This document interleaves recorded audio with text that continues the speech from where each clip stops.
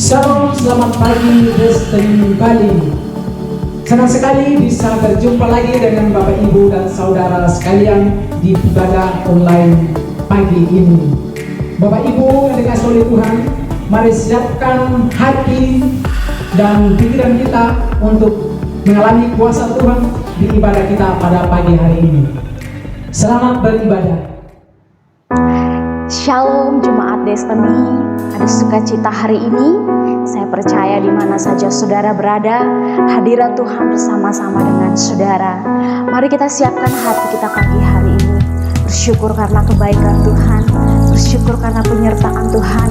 Kita boleh bersama-sama di tempat ini untuk menikmati Tuhan. Haleluya.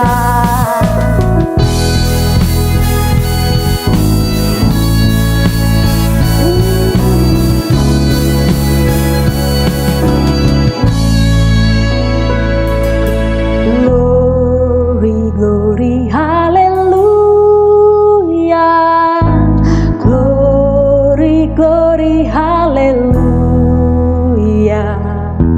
Glory, glory, hallelujah. Hallelujah, puji Dia. Glory, glory, hallelujah.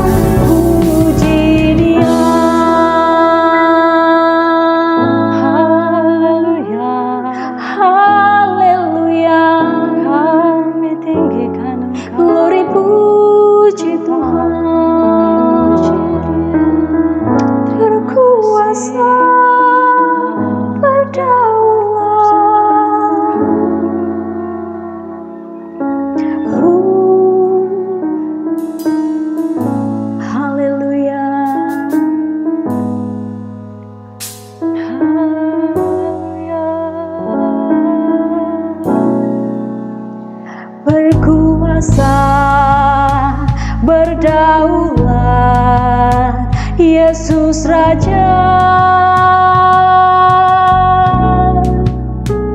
berkuasa, berdaulat Yesus Raja, berkuasa, berdaulat Yesus Raja.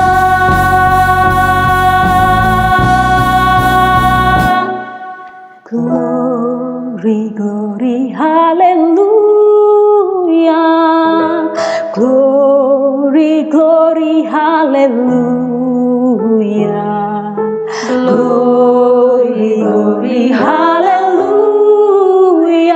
Hallelujah, puji Dia. Katakan glory, hallelujah. Hey.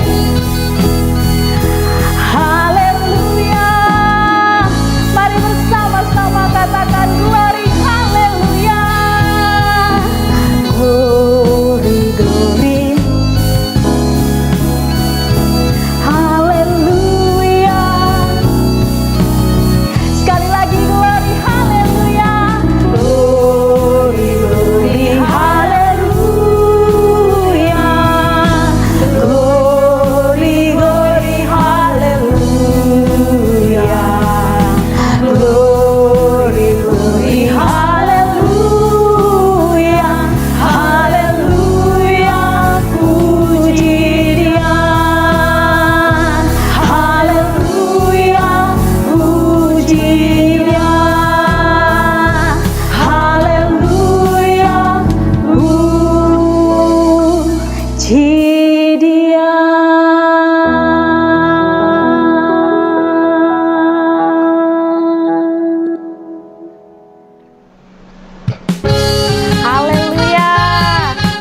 tangan buat Tuhan sekali lagi. Yeay. Mari bersama-sama bertepuk tangan buat Tuhan.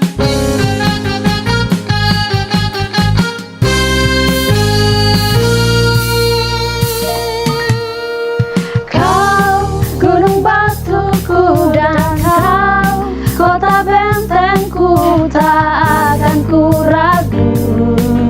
Kau menjamin hidupku, kau keselamatanku, dan kau yang membelaku, tak akan ku takut.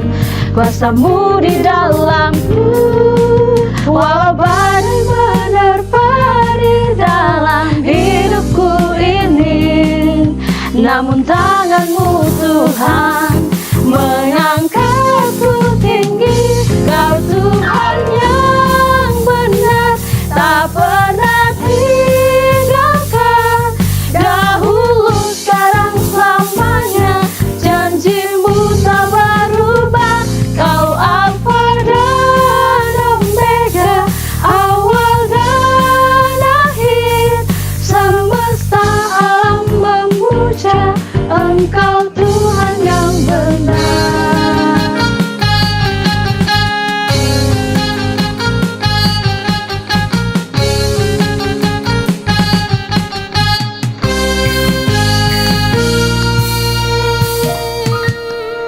Kau gunung batuku dan kau kota bentengku, tak akan ku ragu. Kau menjamin hidupku, kau keselamatanku, dan kau yang membelaku, tak akan ku takut. Kuasamu di dalamku, walau badai menerpa di dalam hidupku ini, namun tanganmu Tuhan mengangkatku tinggi. Kau Tuhan yang benar, tak pernah tinggalkan. Dahulu, sekarang, selamanya, janjimu tak berubah. Kau Alfa dan Omega, awal dan akhir. Semesta alam memuja Engkau Tuhan yang benar. Kau Tuhan yang benar, tak pernah tinggalkan. Dahulu, sekarang, selamanya, janjimu tak berubah. Kau Alfa dan Omega, awal dan akhir. Semesta alam memuja Engkau Tuhan yang benar. Semesta alam memuja Engkau Tuhan yang benar.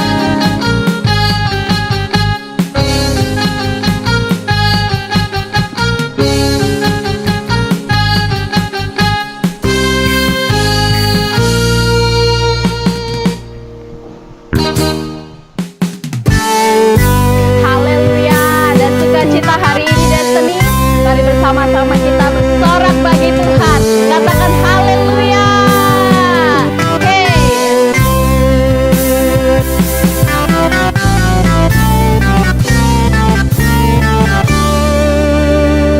Gerakanlah kekuatanmu ya Allah, tunjukkanlah kuasamu ya Tuhan.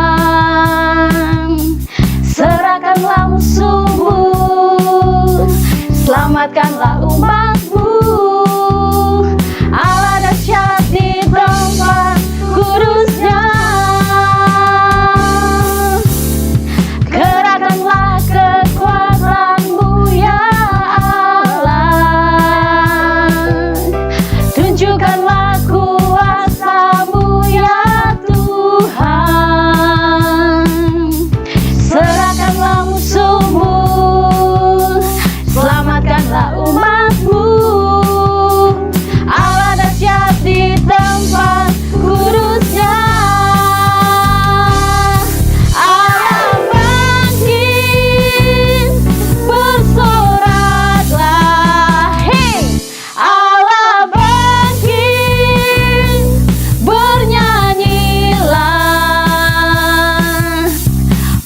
dikalahkan, umatnya dibebaskan, Allah dahsyat di tempat kudusnya. Allah bangkit, bersoraklah, Allah bangkit, bernyanyilah. Musuh dikalahkan, umatnya dibebaskan, Allah dahsyat di tempat kudusnya. Mari bersama-sama katakan, Allah bangkit, bersoraklah, Allah bangkit, bernyanyilah. Musuh dikalahkan, umatnya dibebaskan, Allah dahsyat di tempat kudusnya. Allah dahsyat di tempat kudusnya. Allah dahsyat di tempat kudusnya.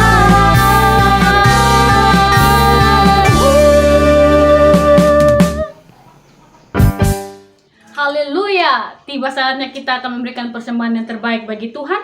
Sambil mempersiapkan persembahan Bapak Ibu, saya akan bacakan satu ayat firman Tuhan yang terambil dari Maleakhi 3 ayat 10. Bawalah seluruh persembahan persepuluhan itu ke dalam rumah pembendaharaan, supaya ada persediaan makanan di rumahku.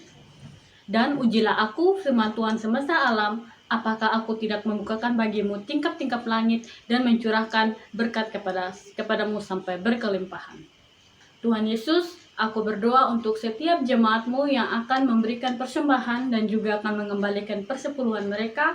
Mari Engkau memberkati setiap tangan-tangan yang memberi. Kiranya Tuhan Yesus berkat berkelimpahan terjadi atas kehidupan mereka. Di dalam nama Tuhan Yesus, saya berdoa, haleluya, amin. Selamat memberi, Tuhan Yesus memberkati.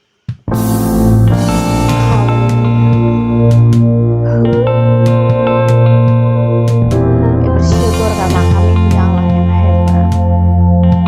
Di hidup kami Tuhan, Engkau rancangan yang terbaik datang dalam kehidupan kami.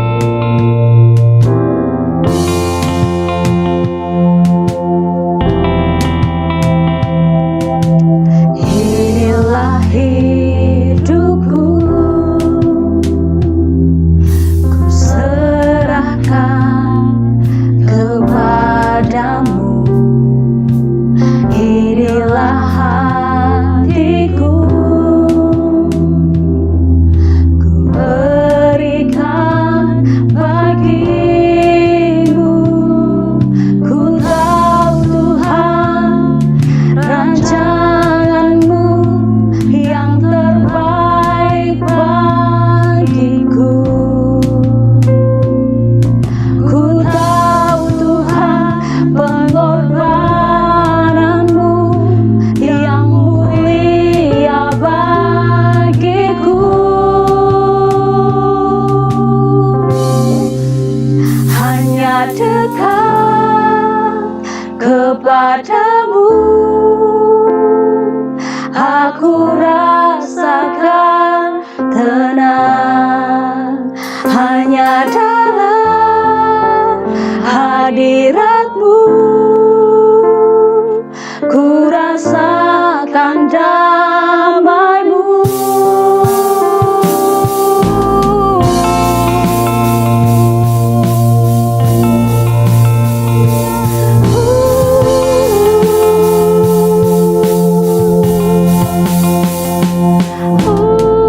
Haleluya.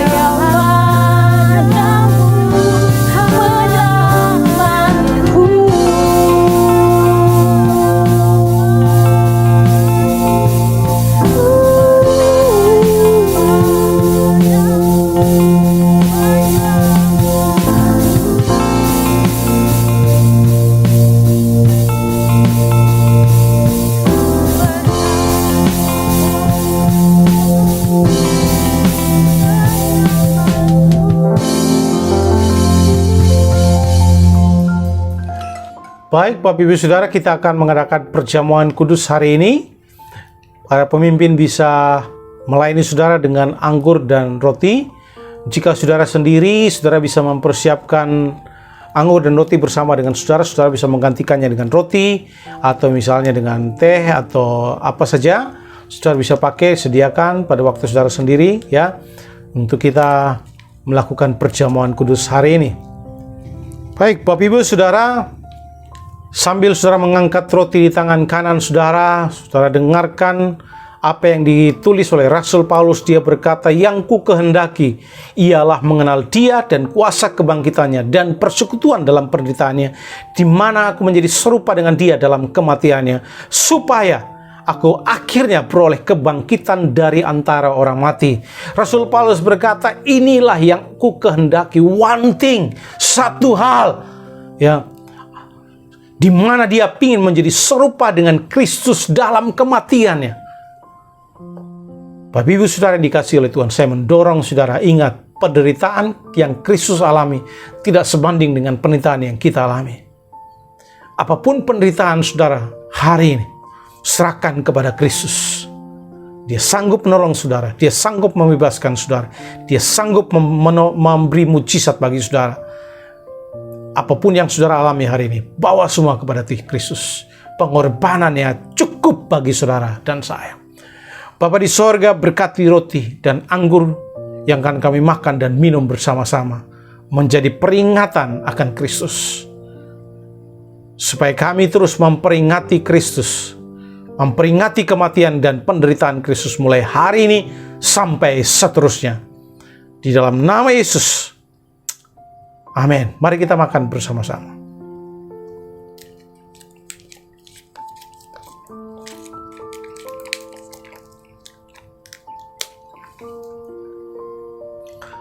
Mari saudara angkat anggur sedikit lebih tinggi.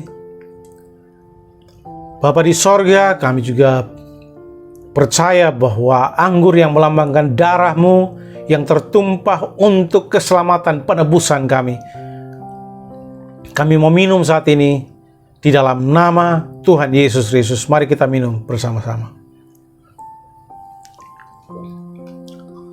Haleluya. Mari naikkan ucapan syukurmu kepada Allah. Haleluya. Tuhan Yesus baik. Terima kasih buat penderitaan-Mu. Terima kasih buat pengorbanan-Mu. Terima kasih buat keselamatan-Mu. Terima kasih karena Engkau menjadikan kami orang-orang yang istimewa. Terima kasih Tuhan, kami mendapatkan kesembuhan, kami mendapatkan kekuatan. Di dalam nama Yesus, percayalah saudara yang sakit hari ini, percayalah kesembuhan terjadi. Saudara yang terbelenggu hari ini, percayalah saudara dibebaskan. Saudara yang saat ini mengalami persoalan-persoalan kehidupan, percayalah bahwa mujizat yang terjadi dalam hidup saudara. Tuhan Yesus yang Maha Kuasa itu sanggup menolong saudara. Di dalam nama Tuhan Yesus, terima kasih Bapa di sorga. Kami mengucap syukur buat pengorbanan-Mu. Haleluya, haleluya. Amin, amin. Tuhan Yesus memberkati Bapak Ibu Saudara.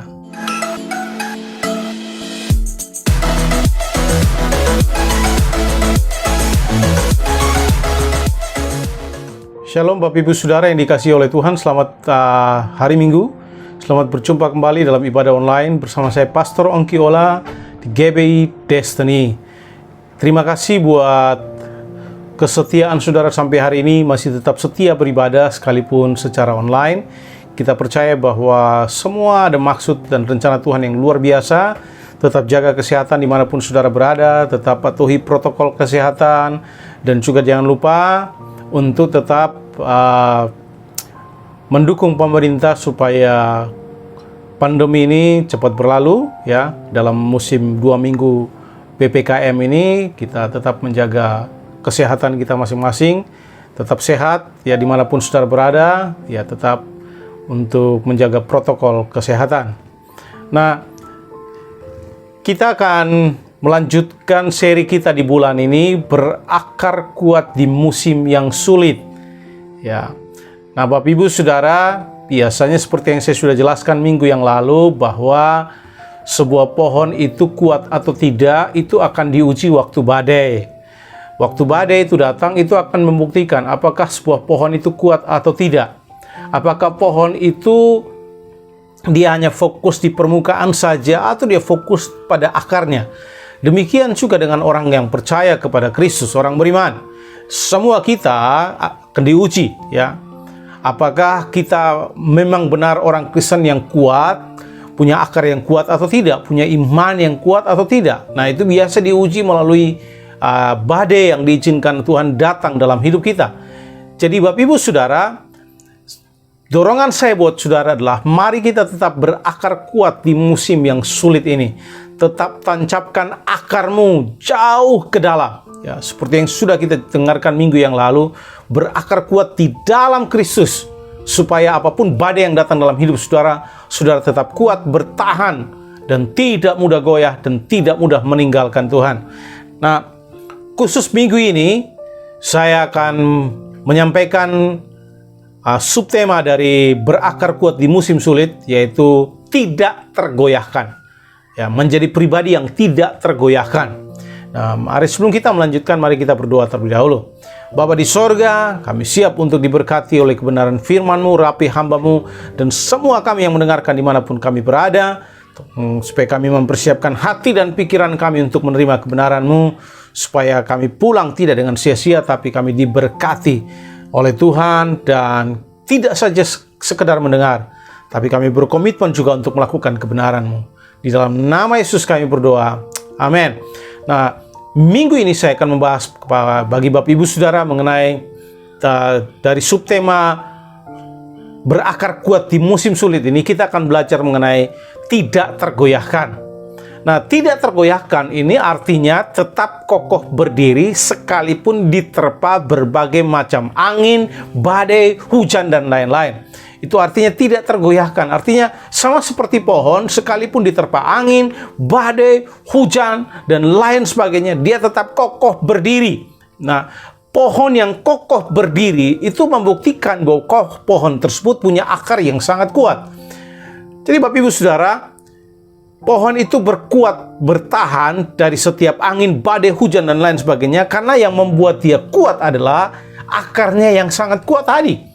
Kalau pohon tersebut tidak punya akar yang kuat, maka dia akan mudah roboh pada waktu diterpa angin, badai, hujan, dan lain sebagainya. Sama juga dalam kehidupan kita, ya. Kita akan mudah untuk kuat, bertahan, berdiri teguh pada waktu badai persoalan datang dalam hidup kita, pada waktu kita punya akar yang kuat. Tapi pada waktu kita tidak punya akar yang kuat, jangan heran. Waktu ada kesulitan, waktu ada kesukaran, maka banyak orang meninggalkan Tuhan. Kecewa dan pada akhirnya marah dengan Allah dan kemudian tidak lagi setia kepada Tuhan. Nah, kita akan belajar hari ini dua hal. Alkitab menggambarkan mereka yang kuat dan tidak tergoyahkan. Perhatikan, mereka yang kuat dan tidak tergoyahkan adalah mereka yang pertama. Perhatikan, yang pertama adalah mereka yang tidak mengandalkan yang terbatas. Mereka tidak mengandalkan apa yang terbatas. Di dalam Yeremia pasal 17 ayat 5-8 kita akan baca bersama. Beginilah firman Tuhan, terkutuklah orang yang mengandalkan manusia, yang mengandalkan kekuatannya sendiri, dan yang hatinya menjauh daripada Tuhan. Ia akan seperti semak bulus di padang belantara. Ia tidak akan mengalami datangnya keadaan baik. Ia akan tinggal di tanah angus, di padang gurun, di negeri padang asin yang tidak berpenduduk. Tetapi ayat 78 dikatakan, diberkatilah orang yang mengandalkan Tuhan, yang menaruh harapannya pada Tuhan. Ia akan seperti pohon yang ditanam di tepi aliran air, yang merambatkan akar-akarnya ke tepi batang air, dan yang tidak mengalami datangnya panas terik, yang daunnya tetap hijau, yang tidak khawatir dalam tahun kering, dan yang tidak berhenti menghasilkan buah. Kebenaran yang pertama, Alkitab menggambarkan bahwa mereka yang kuat dan tidak tergoyahkan itu adalah mereka yang tidak mengandalkan yang terbatas. Nah, dari ayat tadi, apa sih yang terbatas? Yang terbatas tadi dikatakan di sana mengandalkan manusia. Pada waktu seseorang mengandalkan manusia, mengandalkan kekuatannya, maka dia sedang mengandalkan yang terbatas.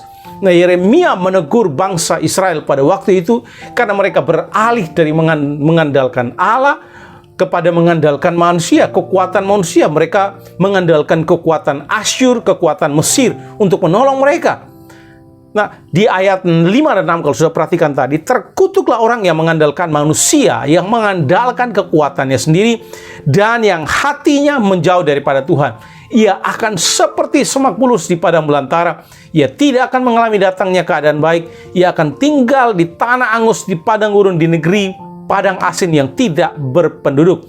Jadi Bapak Ibu Saudara, Alkitab menggambarkan mereka yang mengandalkan yang terbatas, manusia dan sebagainya, mengandalkan yang terbatas dalam tanda kutip, mereka dibandingkan dengan semak bulus di padang belantara.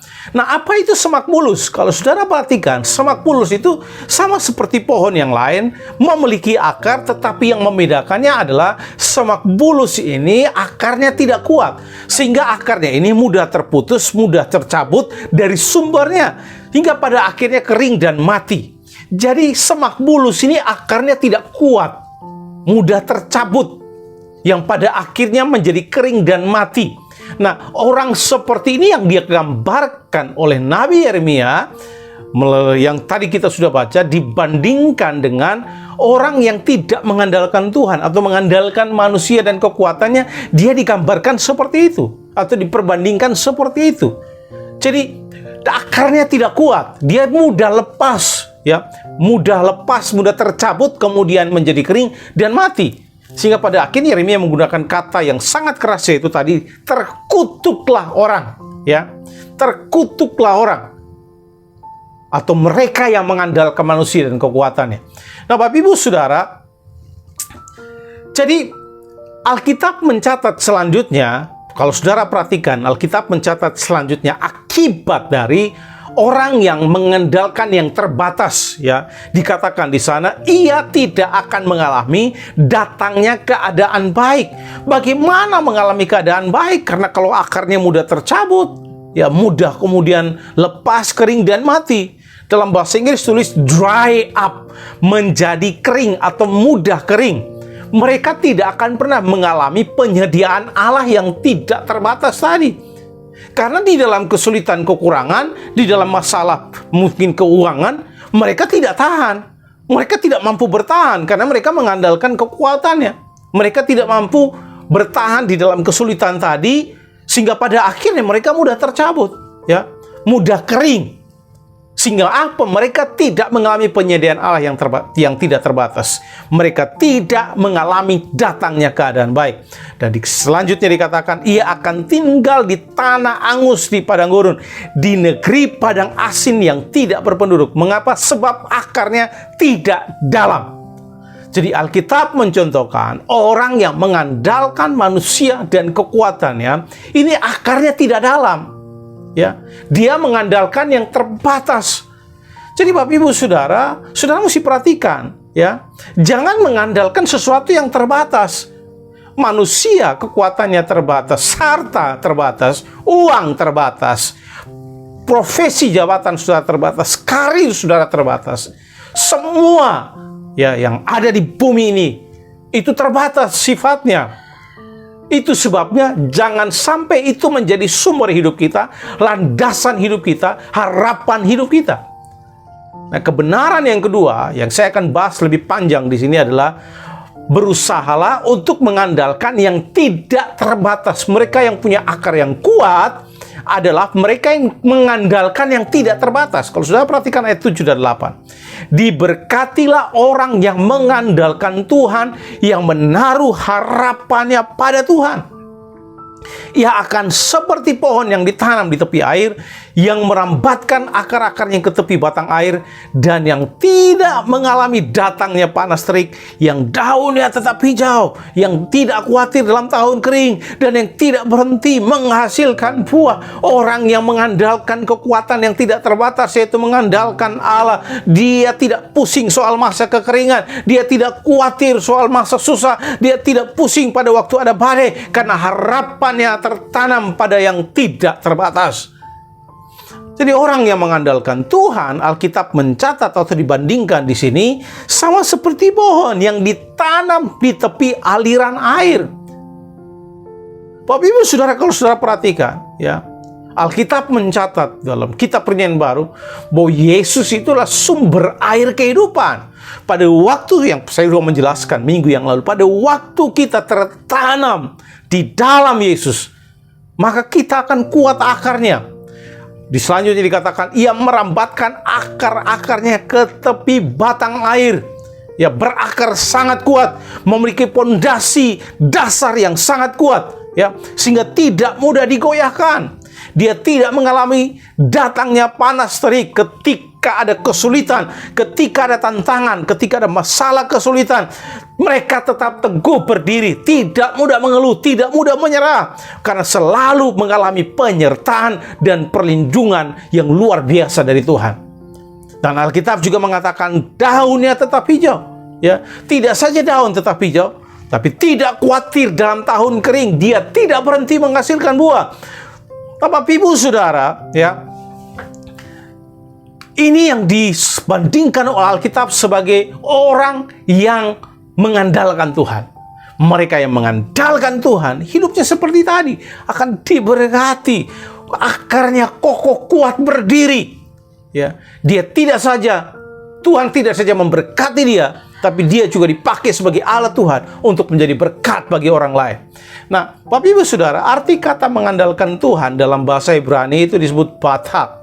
Artinya adalah lebih confident, lebih percaya, lebih yakin, lebih merasa aman, lebih mempercayakan dirinya sepenuhnya hanya kepada Tuhan. Jadi mengandalkan Tuhan itu artinya merasa aman dalam perlindungan Tuhan, merasa aman, percaya kepada Allah.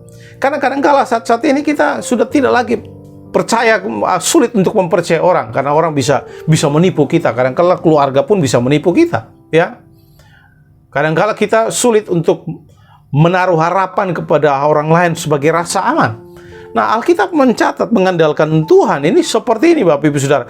Jadi ketika kita lebih mempercayakan diri kita sepenuhnya hanya kepada Tuhan dan menaruh harapan kita hanya kepada Allah saja, maka janji Tuhan tadi, ya, kita akan ditanam di tepi aliran air, merambatkan akar-akarnya ke tepi batang air, tidak mengalami datangnya panas terik, daunnya tetap hijau, tidak khawatir dalam tahun kering. Ini akan terjadi dan digenapi di dalam hidup saudara dan saya pada waktu kita mengandalkan Tuhan. Nah, mengandalkan Tuhan ini ada dua hal, ya. Yang pertama, arti mengandalkan Tuhan berarti saya harus yakin bahwa Tuhan itu dapat dipercaya. Jadi saya harus yakin bahwa Tuhan dapat dipercaya. Nah, Israel, mereka sudah tidak lagi bisa mempercayai Allah. Itu sebabnya mereka beralih kepercayaan mereka, beralih dari mengandalkan Allah kepada mengandalkan kekuatan bangsa kafir, yaitu Asyur dan Mesir. Sehingga mereka ditegur Allah, terkutuklah kalian. Dan saya mau beritahu Bapak Ibu Saudara, kalau saudara hari-hari ini lebih banyak mengandalkan kekuatan manusia, saudara pikir saudara bisa, saudara pikir saudara mampu, saudara pikir saudara hebat, saudara pikir saudara bisa apapun dengan kekayaan yang saudara miliki, harta yang saudara miliki. Mohon maaf, apapun yang kita punya di dunia ini suatu hari nanti akan berubah. Dan Alkitab berkata, kalau kita masih mengandalkan semuanya itu, Alkitab dengan terus terang berkata, terkutuklah engkau. Ya. Mengandalkan Tuhan berarti percaya bahwa Dia sanggup memberkati, Dia sanggup memelihara, Dia sanggup menjaga, Dia sanggup melindungi, Dia sanggup untuk menyembuhkan kita. Ya. Itu artinya mengandalkan Tuhan. Artinya kita menjadikan Allah itu dapat dipercaya. Dapat dipercaya bukan pada masa-masa yang baik saja, tapi pada masa-masa yang sulit, kita yakin bahwa Allah dapat dipercaya. Jadi Bapak Ibu Saudara, jangan andalkan uang, jangan andalkan materi saudara, harta saudara, karir saudara, karena semua itu bisa berubah. Perhatikan apa yang terjadi kepada Ayub. Dia kehilangan semua harta bendanya, kehilangan orang-orang yang dia kasih, dalam sekejap semua hilang. Alkitab bercatat dia orang terkaya waktu itu, ya. Tetapi kekayaannya hilang dalam sekejap. Tapi bersyukur Ayub tidak mengandalkan semua itu, sehingga imannya juga tidak hilang pada waktu semua itu diambil. Dia tetap bertahan, tetap setia kepada Allah, tetap mengandalkan Allah, tetap percaya kepada Allah bahwa Allah dapat dipercaya. Jadi Bapak Ibu Saudara, jangan kita mengandalkan uang, harta, materi, karir dan sebagainya, karena semua itu bisa berubah. Ya, mereka yang kepercayaannya berpusat pada diri sendiri dan sumber manusia, saya beritahu Bapak Ibu Saudara pasti akan kecewa. Ya, pada waktu semuanya itu hilang, saudara akan kecewa dan mungkin saudara akan meninggalkan Tuhan. Itu artinya bahwa saudara tidak punya akar yang kuat pada waktu saudara mengandalkan manusia dan kekuatannya. Jangan pernah menggantikan yang tidak terbatas dengan yang terbatas. Saya ulangi, jangan pernah menggantikan yang tidak terbatas dengan yang terbatas. Saya kasih contoh. Kalau ada hari ini orang menawarkan sesuatu kepada saudara, misalnya, ya, mereka menawarkan, Bu atau Bapak atau Nak, ya, pergi ke sana itu air minum. Kalau mau pakai sampai kapanpun air itu tidak akan pernah habis. Atau orang menawarkan saudara air 1 drum misalnya. Saudara pilih yang mana? Air 1 drum atau mata air yang tidak pernah habis? Kalau kita normal, kita sehat, saya yakin kita akan pilih mata air. Ya, karena dia tidak akan pernah habis. Daripada kita milih 1 drum, kita hanya pakai kemudian habis. Nah, itu yang saya sebutkan sebagai yang terbatas dan yang tidak terbatas. Manusia, karir, harta, materi, dan sebagainya, itu terbatas. Jangan pernah kita menggantikan Allah yang tidak terbatas itu dengan hal-hal yang terbatas tadi. Ya, mengandalkan Tuhan itu berarti kita tetap melakukan bagian kita dengan sebaik mungkin, berusaha keras sebaik mungkin dengan apa yang kita bisa lakukan, dan sisanya kita serahkan kepada Allah dan percaya, berserah sepenuhnya kepada Dia bahwa Dia dapat dipercaya dalam situasi apapun dalam hidup ini. Haleluya. Ya. Kebenaran yang kedua dari mengandalkan Tuhan. Mengandalkan Tuhan artinya tidak kehilangan harapan, Bapak Ibu Saudara. Ya. Ada seorang bernama Hal Lindsey. Dia berkata seperti ini. Manusia dapat hidup 40 hari tanpa makanan, 3 hari tanpa air, 8 menit tanpa udara. Tetapi manusia bisa mati hanya 1 detik tanpa harapan. Pada waktu saudara kehilangan harapan, saudara kehilangan semangat untuk hidup. Ya. Banyak orang mereka mati lebih cepat bukan karena tidak ada sumber daya, tapi karena mereka kehilangan pengharapan, ketakutan, kekhawatiran menguasai mereka, ya, sehingga pada akhirnya mereka kehilangan pengharapan untuk hidup. Nah, Bapak Ibu Saudara, suatu kali di sebuah rumah sakit para dokter melakukan penelitian, ya, dibagi dalam 2 grup. Grup yang pertama sekitar 100 pasien, grup yang kedua ada 100 pasien. Ya, mereka memilih secara acak penyakitnya, dikelompokkan dalam 100 pasien A kelompok A, 100 pasien kelompok B. Kemudian 100 pasien kelompok A ini kemudian dikasih tahulah oleh dokter. Dokter memberitahukan pada mereka bahwa usia mereka tinggal 3 bulan, ya, tidak ada harapan. Kemudian obatnya susah, biayanya mahal. Nah, itu yang diucapkan kepada mereka.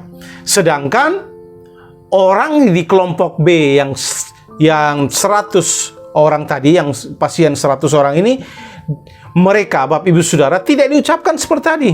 Dokter memberitahukan pada mereka bahwa masih ada harapan, ya.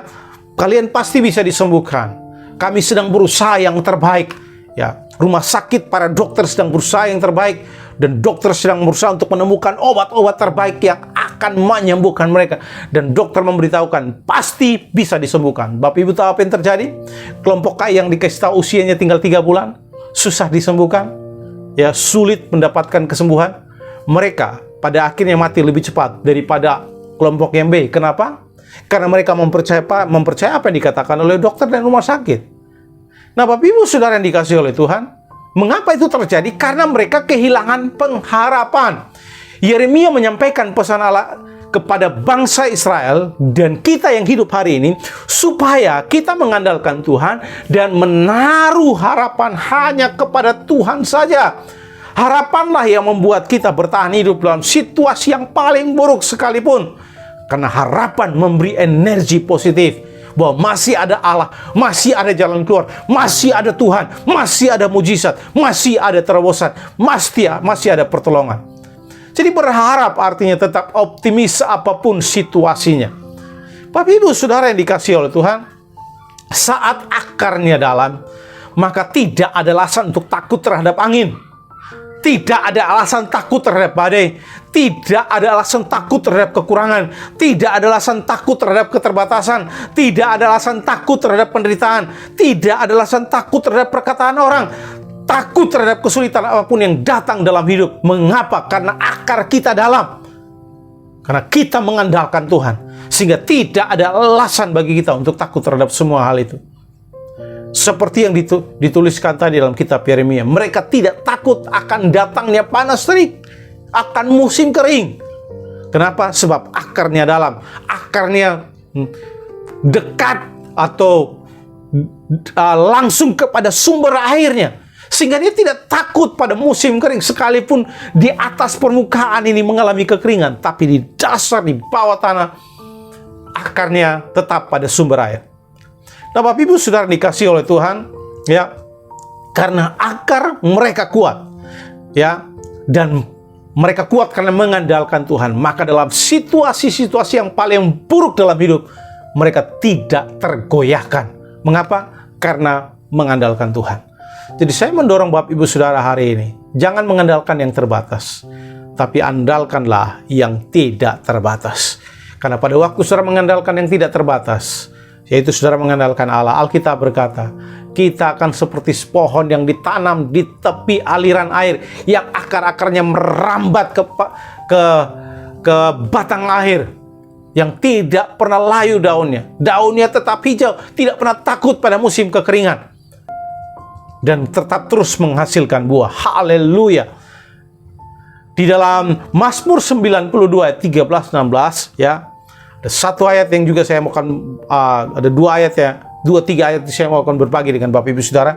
Mazmur 92 ayat 13-16 berkata, orang benar akan bertunas seperti pohon korma, akan tumbuh subur seperti pohon aras di Libanon. Mereka yang ditanam di tepi bait Tuhan akan bertunas di pelataran Allah kita. Pada masa tua pun mereka masih berbuah. Perhatikan, pada masa tua pun mereka masih berbuah. Haleluya.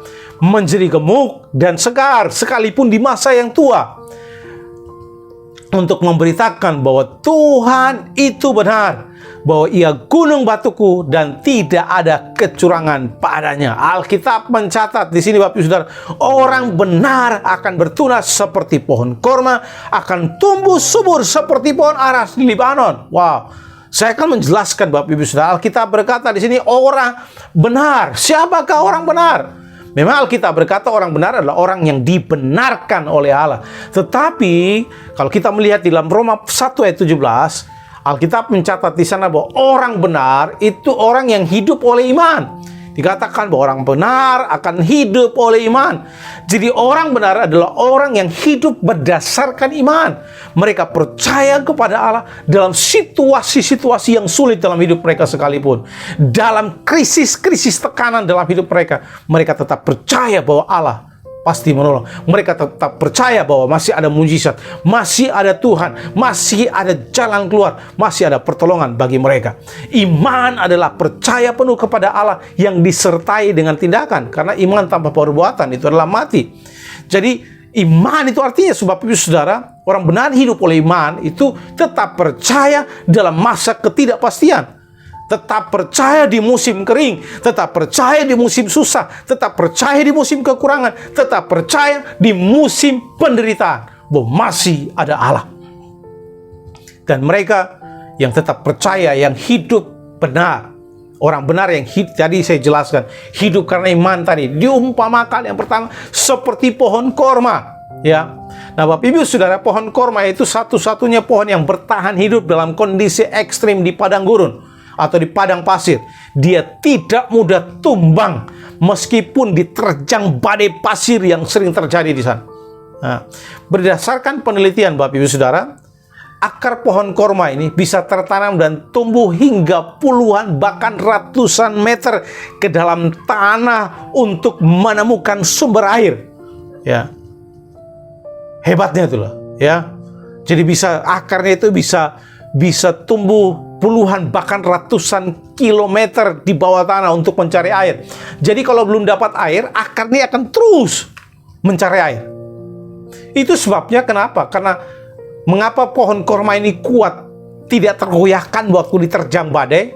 Karena akarnya sangat kuat, ya. Pohon korma yang tumbuh di tengah gurun ini biasanya memberikan sebuah pertanda, ya, kepada orang-orang yang berjalan di padang gurun. Sebuah pertanda, misalnya kalau saudara jalan di padang gurun, tidak ada pohon sama sekali, kemudian waktu saudara berjalan terus, kemudian saudara melihat ada satu pohon korma berdiri, maka itu pertanda baik. Kenapa? Karena di bawah daripada pohon korma tersebut pasti ada aliran airnya. Nah, itu tanda yang baik. Nah, Bapak Ibu Saudara, saya menunjukkan kepada saudara bagaimana cara pohon korma ini tumbuh di padang gurun, sehingga dia bisa punya akar yang begitu kuat. Bagaimana pohon korma bisa tumbuh di padang gurun? Nah, pohon korma, Bapak Ibu Saudara, ini beda sama pohon yang lain. Kalau pohon yang lain itu dia bertunas ke atas terlebih dahulu. Tetapi beda sama pohon korma, dia akan menumbuhkan akarnya terlebih dahulu. Jadi dia tidak akan menumbuhkan tunas ke atas dulu. Dia akan tumbuh ke dasar tanah lebih dahulu. Ya. Inilah yang menjadi fokusnya, sehingga mengapa membuat dia kuat terhadap badai dan sebagainya. Nah, pohon korma akan menumbuhkan akarnya terlebih dahulu ke dalam tanah sampai dia menemukan air. Jadi sedalam apa air itu, akar itu akan terus mencari air tersebut sampai di dasar tanah. Tidak peduli, ya, berapa dalam sumber air itu, maka sedalam itulah akar pohon korma ini akan bertumbuh. Baru kemudian setelah dia menemukan sumber air, baru setelah itu dia akan menumbuhkan tunas dan batangnya ke atas. Wow, begitu luar biasa. Ini pelajaran yang luar biasa. Nah, Bapak Ibu Saudara, bagaimana caranya orang menanam pohon korma? Kalau saudara perhatikan, ya, cara orang menanam pohon korma adalah dengan cara ditanam di dalam tanah sedalam 2-3 meter. Jadi di padang pasir itu, biji pohon korma itu ditanam 2-3 meter. Kemudian setelah ditutup dengan pasir, di atasnya ditaruh batu yang besar. Jadi di atas dari biji korma yang ditanam itu ditutupi dengan batu yang besar. Nah, tujuannya apa? Supaya pohon korma ini dia tidak tumbuh ke atas, tapi dia akan fokus tumbuh ke dalam dulu, ke bawah tanah dulu. Setelah akar yang tumbuh ke dalam tanah menemukan sumber air seperti yang saya jelaskan tadi, nah, pada akhirnya dia siap sekarang untuk tumbuh ke atas. Dia akan memecahkan bebatuan yang menimbun sehingga tunasnya tumbuh, sehingga dia akan terus bertumbuh makin tinggi, makin tinggi, makin tinggi. Jadi kalau saudara perhatikan, setinggi apa pohon korma itu dipengaruhi dengan kedalaman akarnya. Jadi kalau akarnya dalam, maka pohon itu akan tinggi. Ya. Jadi kalau saudara perhatikan, ya, ini luar biasanya. Ya, mengapa tadi saya jelaskan tadi ditutupi dengan bebatuan? Karena justru karena ditutupi dengan batuan tersebut, biji korma tersebut mengalami hambatan, ya, sehingga pertumbuhannya tidak ke atas tapi dia ke dalam, ya. Setelah akarnya menjadi kuat maksimal, barulah biji kurma tersebut bertumbuh ke atas dengan perjuangan yang sangat keras yang pada akhirnya bisa membuat batu yang menutup di atasnya itu terguling dan kemudian pecah, ya. Biji korma yang ditutup batu akan mengalami tekanan dari atas supaya bisa mengakar kuat ke bawah karena ditutup dengan bebatuan tadi, ya. Jadi Bapak Ibu Saudara yang dikasihi oleh Tuhan, ya, mengapa kadangkala Allah mengizinkan tekanan masalah hidup datang pada saudara dan saya, kekurangan, mungkin dibully orang dan sebagainya. Saudara mungkin tidak dianggap dan sebagainya, mengalami tekanan dalam kesehatan, tekanan dalam pekerjaan dan keuangan dan sebagainya. Tekanan hidup semua itu bukanlah untuk melemahkan dan menghancurkan hidup kita, sama seperti batu yang menutup biji korma tadi. Sebaliknya Allah mengizinkan tekanan hidup tersebut supaya membuat kita berakar semakin kuat di dalam Kristus. Sehingga apa? Supaya pada waktu badai datang, kita tidak mudah jadi orang yang kemudian mudah digoyahkan dan meninggalkan Tuhan. Nah, pertanyaan, hal baik yang kita bisa belajar dari pohon korma adalah dia tidak bertumbuh ke atas terlebih dahulu. tapi dia fokus untuk membangun akarnya. Saya mau menantang saudara hari ini, siapapun saudara dimanapun saudara berada, janganlah fokus untuk membangun sesuatu di permukaan terlebih dahulu. Mungkin sudah tergoda untuk, oh saya bisa, saya mau melayani, saya mau lakukan ini. Dorongan saya buat saudara hari ini, berusaha untuk membangun akar saudara. Pada waktu saudara menerima Yesus sebagai Tuhan dan Juru Selamat, maka dorongan saya buat saudara, berusahalah terus untuk membangun akar kedalaman saudara. Karena pada waktu akar saudara kuat, akar saudara dalam, maka tidak peduli badai apa yang datang menerpa saudara di permukaan, saudara akan menjadi pribadi yang tidak tergoncangkan. Di cuaca ekstrim yang panas dan kering, bagaimanapun, pohon korma itu tetap tumbuh subur. Mengapa? Sekali lagi, karena dia fokus membangun akarnya terlebih dahulu. Dia mencari sumber air. Dia tidak fokus untuk tumbuh ke atas. Karena jika akarnya kuat, maka dia tidak akan tergoncangkan. Maka sama halnya dengan saudara dan saya. Jika akar kita kuat, maka kita tidak tergoncangkan. Orang yang mengandalkan Tuhan dibandingkan dengan mereka seperti pohon yang akarnya kuat, yang akarnya dalam. Ya. Justru tekanan itu sebaliknya diizinkan untuk membuat akar kita semakin dalam dan kuat. Seperti biji pohon korma tadi. Dia tidak sekedar bertahan, tidak ada waktunya benih yang susah sudah mengakar kuat itu akan pada waktunya benih yang sudah mengakar kuat itu akan menjebol bebatuan, menjebol batu persoalan ya, yang selama ini menekan, sehingga pada akhirnya dia akan tumbuh keluar sama dengan kita. Ya, pada waktu kita mengakar kuat ke dalam, pada waktu badai datang membuat akar kita semakin kuat, pada waktu kita mengandalkan Tuhan, percaya kepada Allah, hidup dalam iman, maka hal tersebut akan mendorong kita ya untuk menjebol batu persoalan yang menekan kita selama ini, yang pada akhirnya kita keluar sebagai pemenang. Nah, Bapak Ibu Saudara, saya mendorong saudara, milikilah cara pandang yang positif bahwa tekanan hidup tidak akan pernah bisa melemahkan. Justru tekanan hidup akan memunculkan kita sebagai pemenang kehidupan. Ya, justru diizinkan supaya kita muncul sebagai pemenang kehidupan. Jadi Bapak Ibu Saudara, hari ini saya mendorong saudara, jadilah pribadi yang tidak tergoncangkan. Dan pribadi yang tidak tergoncangkan, karena mereka tidak mengandalkan yang terbatas, tapi mereka mengandalkan yang tidak terbatas. Jangan menggantikan yang tidak terbatas dengan yang terbatas. Di musim-musim sulit ini membuktikan bahwa yang terbatas itu bisa berubah.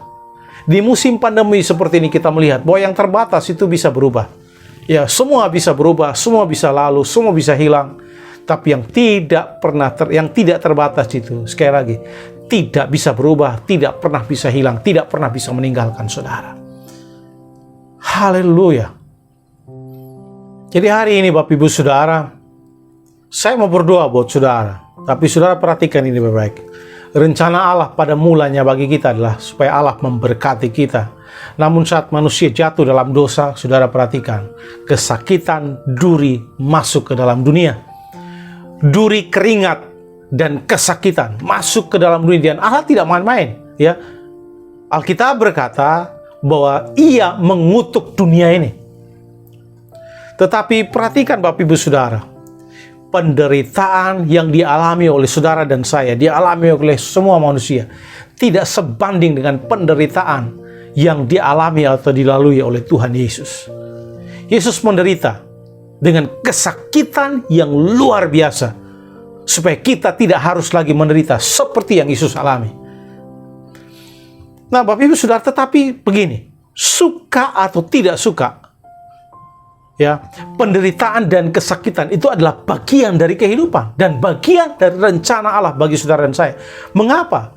Karena begini Bapak Ibu Saudara, ya, kita tidak akan pernah tahu apa itu kesakitan, kita tidak pernah tahu apa itu penderitaan sampai kita sendiri mengalaminya. Ya. Jadi saudara tidak akan pernah tahu apa itu kesakitan, apa itu kekurangan, apa itu penderitaan sampai saudara dan saya mengalaminya terlebih dahulu. Nah, hidup yang nyaman dan kesakitan itu tidak bisa dipisahkan. Itu berjalan bersama. Berkat dan kesakitan berkat dan duri itu tidak bisa dipisahkan. Mahkota dan duri itu tidak bisa dipisahkan.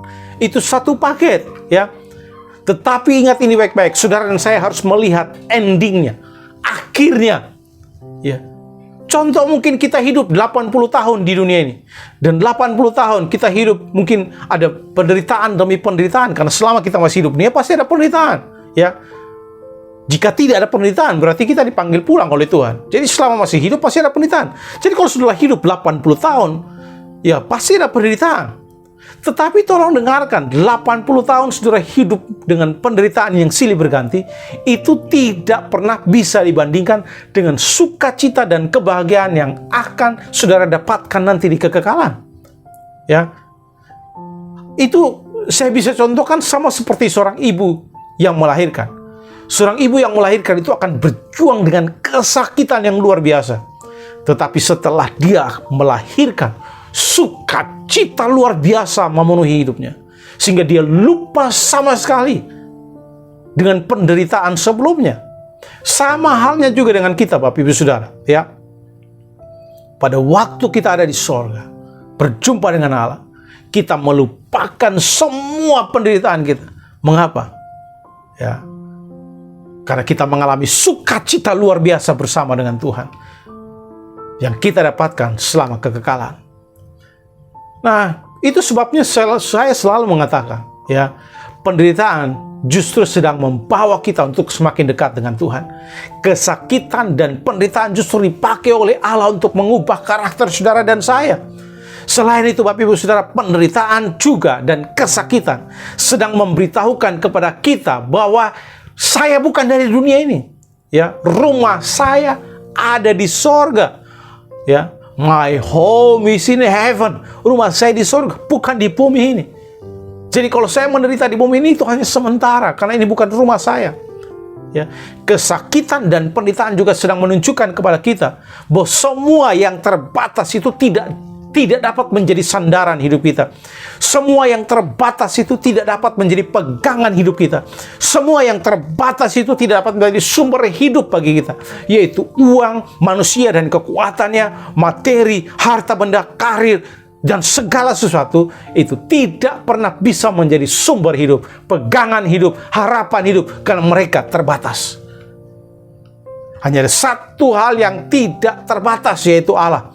Itu sebabnya kita perlu mengandalkan Tuhan dan menjadikan Dia sebagai satu-satunya sumber hidup kita, harapan hidup kita, dan pegangan hidup kita yang tidak mengecewakan, yang membuat kita terus bertahan dan tidak mudah tergoncangkan oleh badai apapun. Nah, penderitaan juga diizinkan Allah supaya akar kita menjadi semakin kuat, supaya kita dapat bertahan di musim-musim yang sulit, sehingga tidak tergoncangkan saat badai-badai datang dalam hidup saudara dan saya. Itu sebabnya saya mendorong saudara hari ini, mari tetap percaya kepada Allah dan berharap kepada-Nya. Andalkan Tuhan yang tidak terbatas, maka saudara akan berakar kuat dan tidak tergoncangkan. Tuhan Yesus memberkati Bapak Ibu Saudara.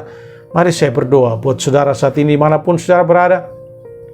Arahkan hatimu kepada Tuhan. Mungkin hari-hari ini saudara seperti tergoncangkan, iman saudara digoncangkan, kasih saudara digoncangkan, pengharapan saudara digoncangkan. Hari ini kembali, jangan mengandalkan yang terbatas, tapi mari mengandalkan yang tidak terbatas, yaitu Allah. Karena pada waktu saudara mengandalkan yang tidak terbatas, pada waktu saudara menaruh harapan saudara kepada Allah, maka saudara akan tetap kokoh berdiri.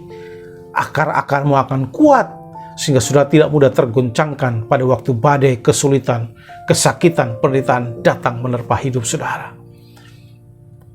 Saya berdoa bagi saudara, Bapa di sorga, berkati setiap kami anak-anak-Mu dimanapun berada.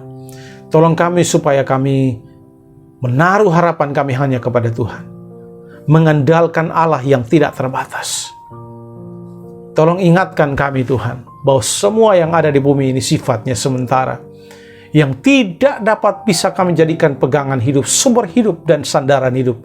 Uang, harta, kekayaan, materi, dan lain sebagainya, itu sifatnya terbatas. Tuhan tolong berkati setiap kami, supaya kami hanya mengandalkan Tuhan saja. Supaya akar-akar kami kuat, sehingga kami tidak mudah tergoncangkan waktu badai datang menerpa hidup kami. Di dalam nama Yesus kami berdoa. Haleluya. Amin. Bapak Ibu bisa menyediakan waktu sejenak untuk berdoa kepada Tuhan, merenungkan firman Allah. Kalau ada hal-hal yang saudara perlu perbaiki, minta Tuhan menolong saudara. Ya, kalau saudara perlu dukungan doa, para pemimpin akan melayani saudara di tempat di mana saudara berada. Tuhan Yesus memberkati saudara. Shalom.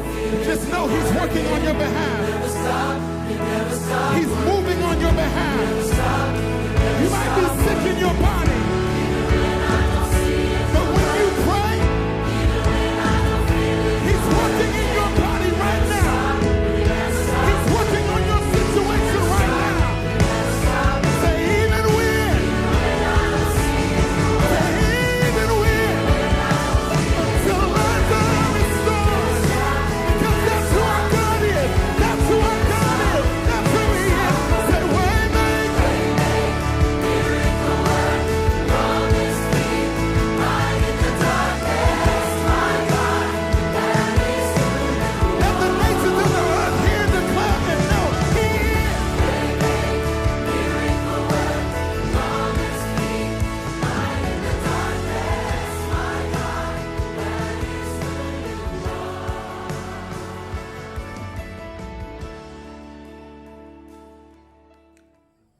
Baik Bapak Ibu Saudara, kita akan menutup ibadah kita.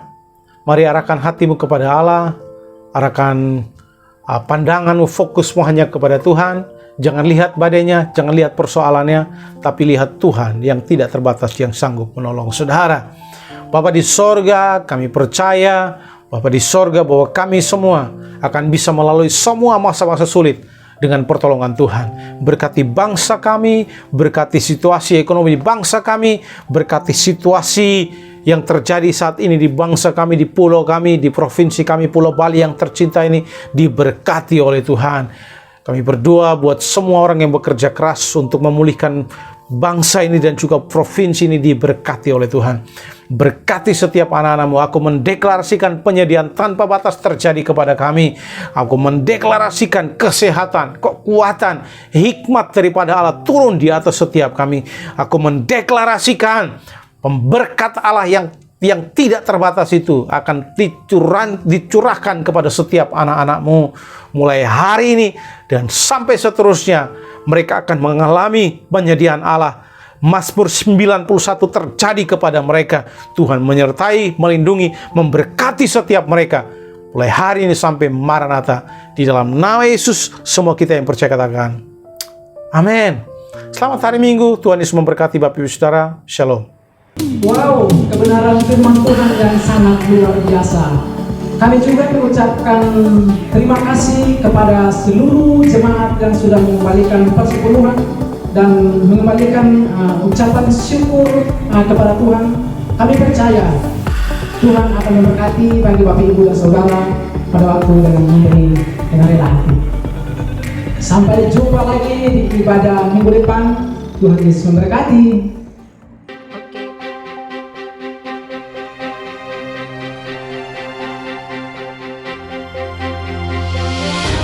Shalom Destiny News bersama kami. Saya Priscilla dan saya Karin Sasi. Welcome July. Wow, kita bersyukur karena Tuhan beserta dengan kita dalam memasuki bulan Juli. Dan tema kita bulan ini adalah berakar kuat di masa sulit.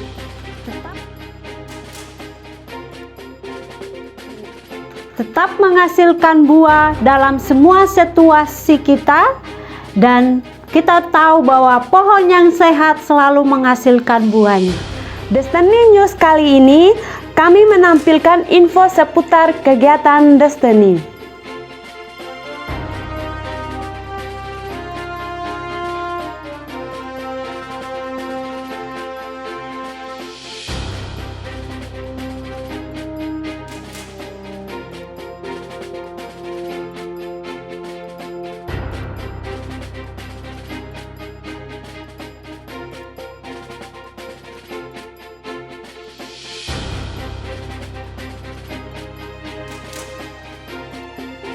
Kami mengucapkan terima kasih kepada jemaat yang sudah setia mengembalikan persepuluhan.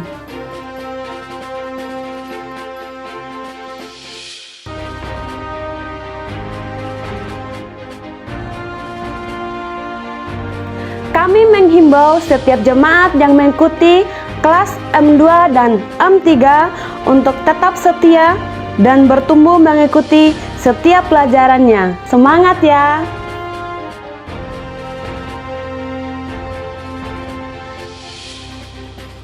Destiny akan mengadakan Leader Appreciation pada bulan Agustus di minggu kedua. Mari mengambil kesempatan ini untuk kita memberikan penghargaan terbaik kepada pemimpin yang selama ini sudah melayani kita.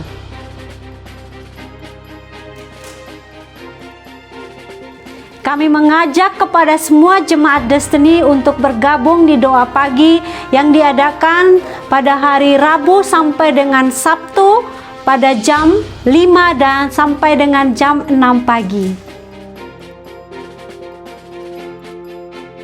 Kami mengucapkan selamat kepada saudara Mingus dan juga Priscilla untuk pemberkatan nikahnya yang telah diadakan pada tanggal 10 Juli.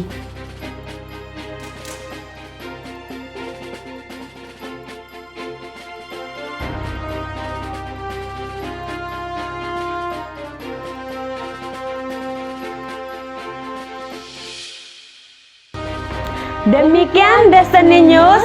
Saya Priscilla Dan saya Karin Sasi. Sampai jumpa di Destiny News selanjutnya. God bless you.